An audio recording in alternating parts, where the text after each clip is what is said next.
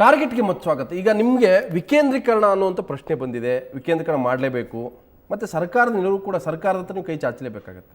ಹೌದು ಸರ್, ಒಂದು ಸರ್ಕಾರ ಅತ್ಯಂತ ಸಂತೋಷದಿಂದ ನೀಡಬೇಕಾಗತ್ತೆ. ನೋಡಿ, ಈ ಸರ್ಕಾರಕ್ಕೆ ಆ ಪ್ರಜ್ಞೆ ಇದೆ ಅಂತ ಅಂದ್ಕೊಂಡಿದ್ದೀನಿ. ಯಾಕಂದರೆ ಇವ್ರನ್ನೆಲ್ಲರೂ ನಾವು ಹತ್ತಿರದಿಂದ ನೋಡಿದ್ದೇವೆ.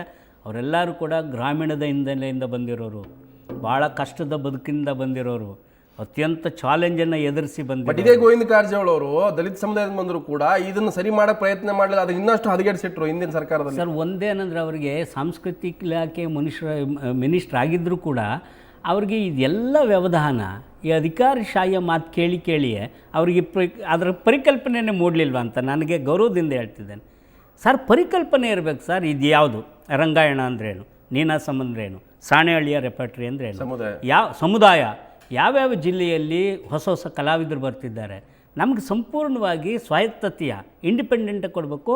ನಮಗೆ ಬೇಕಾದಷ್ಟು ದುಡ್ಡು ಕೊಡಿ ಸ್ವಾಮಿ, ನಾವು ಆರೋಗ್ಯ ಕಾಪಾಡೋರು, ಸಾಂಸ್ಕೃತಿಕವಾದಂಥ ಸಾಹಿತ್ಯ ಮತ್ತು ಸಂಸ್ಕೃತಿಯನ್ನು ಕಾಪಾಡೋರು ಅಂದರೆ ಇಡೀ ರಾಜ್ಯದ ಆರೋಗ್ಯವನ್ನು ಕಾಪಾಡೋರು ಅಂತ.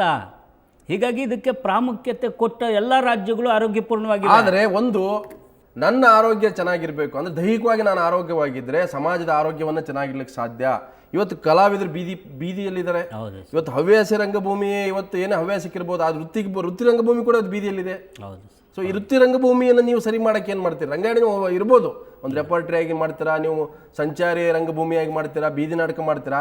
ಅದು ವೃತ್ತಿ ರಂಗಭೂಮಿ ಅನ್ನೋಂಥದ್ದು ಮಲತಾಯಿ ರೀತಿ ಹೋಗಿದೆ ಸರ್. ಇವತ್ತು ರಂಗಾಯಣಕ್ಕೆ ಈ ಎಲ್ಲ ಜವಾಬ್ದಾರಿ ಇದೆ ಸರ್. ಒಂದು ಒಟ್ಟು ಹವ್ಯಾಸಿ ರಂಗ ಚಳವಳಿ ಏನು, ವೃತ್ತಿ ರಂಗ ಚಳವಳಿ ಏನು, ಅದರ ಸ್ಥಿತಿಗತಿಗಳೇನು, ಅದಕ್ಕೆ ರಂಗಾಯಣವೇ ಒಂದು ನೇತಾರ ಸ್ಥಾನದಲ್ಲಿ ನಿಂತು ಅದಕ್ಕೆ ಸಲ್ಲಬೇಕಾದಂಥ ಗೌರವ ಮತ್ತು ಸವಲತ್ತು ಮತ್ತು ಸೌಲಭ್ಯವನ್ನು ಸರ್ಕಾರದ ಮತ್ತು ಇಲಾಖೆಯ ಗಮನಕ್ಕೆ ತರೋದ್ರ ಮೂಲಕ.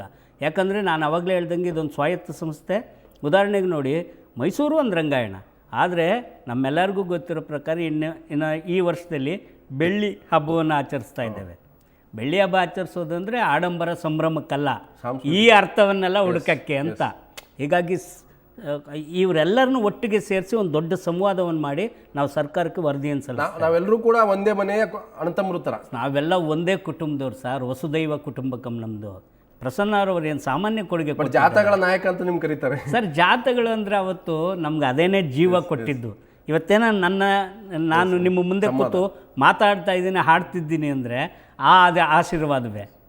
ಆ ಬೀದಿಯಲ್ಲಿ ಸಾವಿರಾರು ಜನ ಅಪ್ಪ ನೀನು ಹೇಳೋದು ಸರಿ ಕಣೋ, ಅಪ್ಪ ನೀನು ಯಾವ ತಾಯಿ ಮಗನ ಹುಟ್ಟಿದ್ಯೋ, ನೀನು ಇಷ್ಟು ಚೆನ್ನಾಗಿ ಆಡ್ತೀಯಲ್ಲ, ಇಷ್ಟು ಚೆನ್ನಾಗಿ ನಟನೆ ಮಾಡ್ತೀಯ ಸರ್ ಅಂದು ನಮ್ಗೆ ಆತ್ಮವಿಶ್ವಾಸವನ್ನು ತುಂಬಿ ನಮ್ಮನ್ನು ಮನುಷ್ಯರು ಮಾಡಿದರು.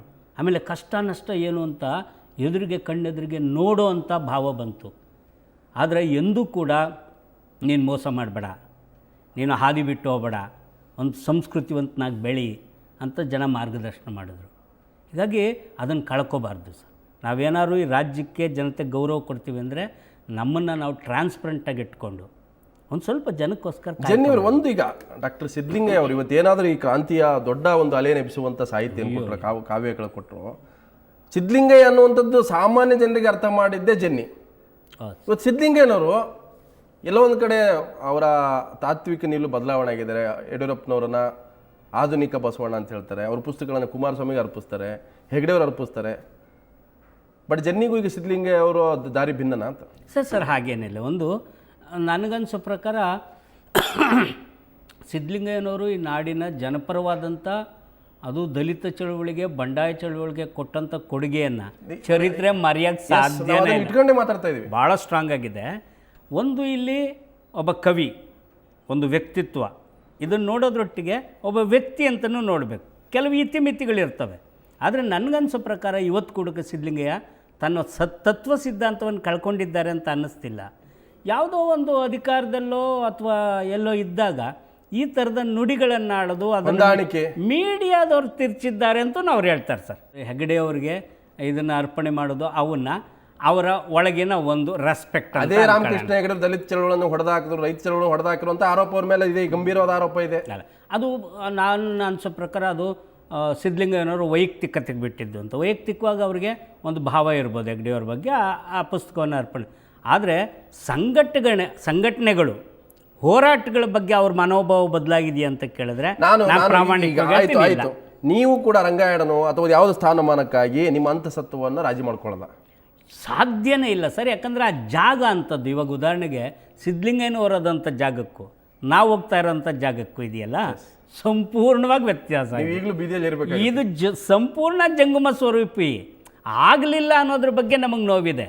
ಆದರೆ ಅಷ್ಟೊಂದು ಪರಿಣಾಮಕಾರಿ ಆಗಿಲ್ಲ ಅಂತ ನೀವು ಹೇಳ್ತಾ ಇರೋದನ್ನು ನಾನು ಒಪ್ತೇನೆ ಸರ್. ಇನ್ನುವರೆಗೂ ಆಗಿಲ್ಲ, ನೀವು ಆಗಿದ್ದೀರಿ, ನೀವು ಮಾಡಿ 3 ದಿನಕ್ಕೆ ಹೋಗಾರ ಸರ್ 2,500 ಫೋನನ್ನು ನಾನು ರಿಸೀವ್ ಮಾಡಿದ್ದೇನೆ ಅಂದರೆ ನನ್ನ ಬಗ್ಗೆ ಗೌರವ ಬರೋದು, ಮತ್ತು ಆಮೇಲೆ ಹೆದರಿಕೆ. ಅಂದರೆ ನನ್ನ ಜವಾಬ್ದಾರಿ ಜಾಸ್ತಿ ಇದೆ, ಇನ್ನೂ ಹೆಚ್ಚು ಕೆಲಸ ಮಾಡಬೇಕು, ಅತ್ಯಂತ ಎಚ್ಚರಿಕೆಯಿಂದ ಇರಬೇಕು, ಎಲ್ಲರನ್ನೂ ಒಳಗೊಳ್ಬೇಕು. ಕಲಾವಿದರು ಭಾಳ ಖುಷಿಯಾಗಿದ್ದಾರೆ, ಭಾಳ ಖುಷಿಯಾಗಿದ್ದಾರೆ. ಖುಷಿಯಾಗಿರಲಿಲ್ಲ ಅವರು. ಸರ್ ಅನ್ಯಾಯ ಆಗೋಯ್ತು ಆ್ಯಕ್ಚುಲಿ.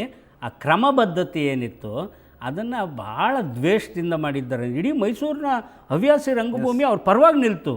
ಆ ಕಾಲಘಟ್ಟ ಏನಿದೆ, 1 ವರ್ಷದ ಕೆಲವು ಅಥವಾ 2 ವರ್ಷ, ಅದೊಂದು ರೀತಿ ಅನಾಥಾಲಯ ಥರ ಆಗಿತ್ತು ರಂಗಾಯಣ ಸರ್. ಆಗೋಯ್ತು, ಹಂಗೆ ಮಾಡಕ್ಕೆ ಹೋಗ್ಬಿಟ್ರು ಕೆಲವರು, ಅದು ತಪ್ಪಾಗೋಯ್ತು. ಪ್ರತಿಷ್ಠೆಗೆ ಮಾಡಿದ್ರು ಅಥವಾ ರಾಜಕೀಯ ಕಾರಣಕ್ಕೆ ಮಾಡಿದ್ರು ಅಥವಾ ಕಲಾವಿದರು ಮತ್ತು ಅಡ್ಮಿನಿಸ್ಟ್ರೇಷನ್ ಮಧ್ಯೆ ಏನೋ ಗ್ಯಾಪ್ ತರಕ್ಕೆ ಪ್ರಯತ್ನ ಮಾಡಿದ್ರು ಸರ್. ಯಾರ್ಯಾರ ಮನಸ್ಸು ಹೆಂಗಿರುತ್ತೆ ಅಂತ ನಮ್ಗೆ ಹೆಂಗೆ ಸರ್ ಗೊತ್ತ. ಆದರೆ ಯಾರ್ದು ಕೆಟ್ಟ ಮನಸ್ಸಾಗದೆ ಇರಲಿ ಅಂತ ಜನ್ಯವರೇ ಒಲ ಹೊರಡಬೇಕಲ್ಲ. ಹಾಗಾದ್ರೆ ಸರ್ ಎಷ್ಟೇ ಕಾಡಿರಲಿ, ಎಷ್ಟೇ ಕಾಟ ಇರಲಿ, ಹೊರಡಲೇಬೇಕು. ಹೊಲ ಹೊರಡಿದ ನನಗೆ ಭಾಳ ಮುಖ್ಯ ಸರ್. ಯಾಕಂದರೆ ನಿನ್ನೊಳಗೆ ಎಷ್ಟೇ ಕಾಟ ಇರ್ಬೋದು, ಅದರೊಳಗೆ ಅಮಿಕೊಂಡು ನೀನು ಆ ಹೊರಳಿದ ದಿನದ ನೆನಪನ್ನು ಮಾಡಿಕೊಂಡು ಹೊಸ ಮನುಷ್ಯನಾಗ ಭವಿಷ್ಯದ ದಿನಗಳಿಗೆ ಒಲವರಳಿದ ದಿನಗಳೇ ಹೂಗಳೇ ಕಡಲ ತೀರಗಳೇ ಕಾಡದಿರಿ, ಬೆಳದಿಂಗಳು ತುಳುಕಾಡುವ ಹೊಳೆಗಳೇ ಹಲವು ಬಣ್ಣಗಳೇ ಕಾಡದಿರಿ, ಹಲವು ಬಣ್ಣಗಳೇ ಕಾಡದಿರಿ. ಒಲವರಳಿದ ದಿನಗಳೇ ಹೂಗಳೇ ಕಡಲ ತೀರಗಳೇ ಕಾಡದಿರಿ, ಬೆಳದಿಂಗಳು ತುಳುಕಾಡುವ ಹೊಳೆಗಳೇ ಹಲವು ಬಣ್ಣಗಳೇ ಕಾಡದಿರಿ, ಹಲವು ಬಣ್ಣಗಳೇ ಕಾಡದಿರಿ. ಇಲ್ಲವಾಗಿರುವ ಮಲ್ಲಿಗೆ ಕಂಪೆ ಕತ್ತಲು ಕಳೆದ ಮಿಂಚಿನ ಹುಳುವೆ, ಒಂದು ಗೂಡಿಸಿದ ಸಿಳುದಾರಿಗಳೇ, ಒಂದು ಗೂಡಿಸಿದ ಸಿಳುದಾರಿಗಳೇ, ಕಳೆದ ಹಾಡುಗಳೇ ಕಾಡದಿರಿ, ಕಳೆದ ಹಾಡುಗಳೇ ಕಾಡದಿರಿ. ಬಾಳ ರಮ್ಯತೆಯ ಚಿಮ್ಮಿಸಿ ಹಾರುವ ಹಳದಿ ಚಿಟ್ಟೆಗಳೇ ಕಾಡದಿರಿ, ಯಾವ ಬನದಲ್ಲೂ ಉತ್ತರವಿಲ್ಲದ, ಯಾವ ಬನದಲ್ಲೂ ಉತ್ತರವಿಲ್ಲದ ಒಡೆಯದ ಒಗಟೆ ಕಾಡದಿರಿ, ಒಡೆಯದ ಒಗಟೆ ಕಾಡದಿರಿ. ಎದೆಯ ಹಕ್ಕಿಗಳೇ ಕಾಡದಿರಿ. ಆ ನೆನಪುಗಳು ಮತ್ತೆ ಮರುಕಳಿಸ್ತಾ ಇದೆ.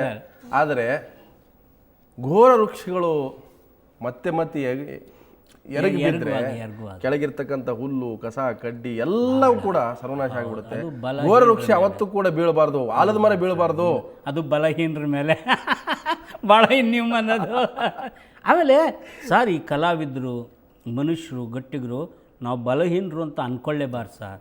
ಆಮೇಲೆ ರಂಗಭೂಮಿ ಯಾಕೆ ಭಾಳ ಪವರ್ಫುಲ್ ಅಂದರೆ ಅದು ಆತ್ಮವಿಶ್ವಾಸ ಕೊಡುತ್ತೆ. ಈಗ ಉತ್ತರವಿಲ್ಲದ ಒಡೆಯದ ಒಗಟುಗಳಿದಾವಲ್ಲ, ಅದೇ ಇಂಥವು ನೀವು ಹೇಳಿದ್ರಲ್ಲ, ಈ ಜಾಗತೀಕರಣಗಳು ಅವು ಇವು ಉದಾರೀಕರಣ ಭಾಳ ಕಷ್ಟ ಸರ್. ಮನುಷ್ಯತ್ವದಿಂದ ಮೀರಿ ದೂರ ಹೋಗಿರುತ್ತ ಇವು, ಅವುಗಳ ಬಗ್ಗೆ ಭಾಳ ಎಚ್ಚರ ಇರಬೇಕು, ಭಾಳ ಎಚ್ಚರ ಇರಬೇಕು. ಅದು ಮನಸ್ಸನ್ನೇ ಕೊಂಡ್ಕೊಂಡ್ಬಿಡುತ್ತೆ. ಜಾಗತೀಕರಣ ಅಂತಕ್ಕಂಥದ್ದು ಮನುಷ್ಯನ ಕೊಂಡ್ಕೊಂಡು ಪರ್ಚೇಸಬಲ್ ಕಮಾಡಿಟಿ ಮನುಷ್ಯನ ಅಳಿಸ್ಬಿಡುತ್ತೆ. ಮನುಷ್ಯ ಆವಾಗ ಜನ್ನಿ ಅಂತವ್ರ ಮುಂದೆ ಸವಾಲುಗಳು ಹೆಚ್ಚಿಗಿರ್ತವೆ ಅಂತ ನನ್ನ ಭಾಳ ಸವಾಲು. ಬಟ್ ಆ ಸವಾಲನ್ನ ಎದುರಿಸೋಕ್ಕೆ ನೀವು ನಮ್ಮ ಜನ ಎಲ್ಲ ಭಾಳ ಇದ್ದಾರೆ ಸರ್. ನನ್ನ ಮೈಸೂರಿನ ಹವ್ಯಾಸಿ ರಂಗತಂಡ ಇವತ್ತು ನಿಂತಿರೋದು ನೋಡಬೇಕು. First time in the history ಎಲ್ಲ ಒಟ್ಟಿಗೆ ಸೇರಿ ಜನ್ನಿ ಮಾಡೋಣ ಮಾಡೋಣ ಅಂತಿದ್ದಾರೆ. ನನಗದು ಬಲ ಬಂದಿದೆ. ಜನ್ನಿ ಅವರೇ, ನಾನು ನಿಮ್ಮ ಜೊತೆ ಇವತ್ತು ಇಷ್ಟೊತ್ತು ಮಾತಾಡಿದ್ದೀನಿ, ಭಾಳ ಅದ್ಭುತ. ಯಾಕಂದರೆ ಹೋರಾಟದ ಒಂದು ಚಿಲುಮೆ ತಾವು. ಜನ್ನಿ, ಇಷ್ಟೊತ್ತು ನಮ್ಮ ಜೊತೆ ಅನೇಕ ವಿಷಯಗಳನ್ನು ಮುಕ್ತವಾಗಿ ಚರ್ಚೆ ಮಾಡೋದಕ್ಕೆ ತಮಗೆ ಧನ್ಯವಾದ. ಧನ್ಯವಾದಗಳು ಸರ್. ಇದು ಈ ಹೊತ್ತಿನ ಟಾರ್ಗೆಟ್. ಮುಂದಿನ ವಾರ ಮತ್ತೊಬ್ಬ ಅತಿಥಿಯೊಂದಿಗೆ ಇದೇ ಟಾರ್ಗೆಟ್ನಲ್ಲಿ ಹಾಜರಾಗ್ತೀನಿ. ನೇರ ದಿಟ್ಟ ನಿರಂತರ ಸುದ್ದಿಗೆ ನೋಡ್ತೀರಿ ಸ್ವರ್ಣ ನ್ಯೂಸ್.